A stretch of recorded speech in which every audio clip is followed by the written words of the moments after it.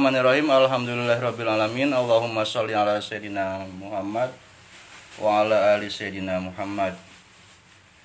Ya, senang sekali pagi hari ini kita bertemu pada pertemuan ketiga di mata kuliah ilmu kalam.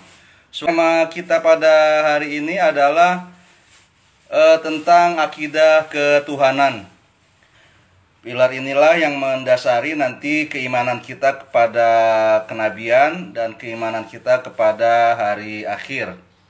Pertama-tama, benarkah bahwa mengenal Allah itu tidak mungkin? Jadi ada sebagian orang yang mengatakan bahwa Allah itu kan maha besar. Allah itu tidak terbatas. Nah, mampukah manusia dengan akalnya dan alat-alat pengetahuan dia yang lain mengenal Allah yang tidak terbatas? Kita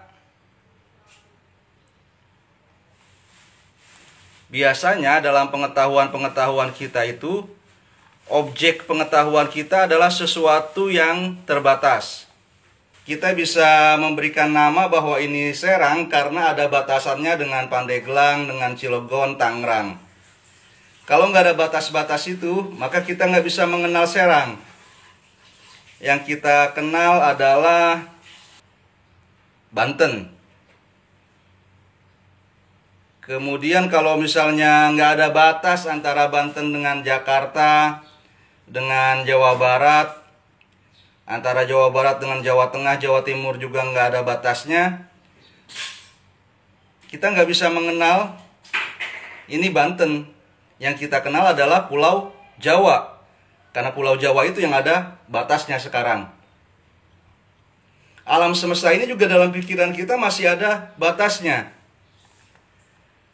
Nah, pertanyaannya bagaimana mungkin kita bisa mengenal sesuatu yang tidak ada batasnya? Dari situ, maka misalnya dari ungkapan bacaan takbir, Allahu Akbar, Allah Maha Besar, artinya Allah lebih besar daripada segala sesuatu. Kebesarannya tidak terbatas. Nah, manusia nggak bisa mengenali sesuatu yang kebenarannya tidak terbatas. Oleh karena itu, seorang sufi yang bernama Imam Al-Junaidi, seperti yang ditanyakan oleh seorang temanmu tadi, mengatakan tidak dapat mengenal Allah kecuali Allah. Hanya Allah yang tidak terbatas yang bisa mengetahui Allah yang tidak terbatas. Senada dengan Imam Al-Junaidi, Imam Al-Ghazali juga mengatakan seperti itu. Semua yang terbetik, yang terlintas di hayalan kita, semua yang tercipta di dalam pikiran kita, yang terbentuk di akal kita, maka Allah bukan itu. Dan Allah sendiri di dalam Al-Quran berfirman, Laisa kamislihi syai'un. Tidak ada sesuatu pun, tidak ada apapun yang seperti misalnya Allah. Bukannya tidak seperti Allah, tapi seperti misalnya pun tidak ada. Zulfa itu seperti siapa? Bisa kasih contoh seperti Nabila. Ada misalnya. Ada yang sebanding dengannya. Tapi Allah tidak ada yang semisal dengan Allah.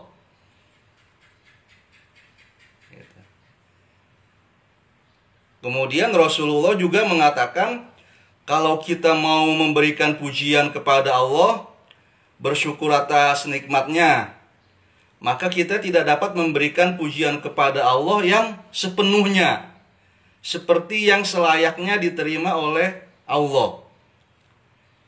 Sehingga Allah itu seperti yang Allah sendiri puji kepada dirinya. Itu baru pujian bagi Allah yang pas. Itu pengertian bahwa tidak dapat mengenal Allah kecuali Allah. Lantas pertanyaan berikutnya kan, bagaimana kita bisa punya rukun iman, percaya kepada Allah. Kemudian di dalam Al-Quran, wa ma khalaqtul jinna wal insa illa liya'budun. Kami tidak menciptakan jin dan manusia kecuali untuk beribadah kepadaku. Firman Allah seperti itu. Bagaimana kita bisa beribadah kepada sesuatu yang tidak kita kenali? Bagaimana kita bisa mengaku mengenal Allah? Apa pengertian mengenal Allah di sini? Yang pertama-tama saya di dalam slide yang sudah saya bagikan itu saya katakan bahwa mengenal Allah itu adalah perintah Allah.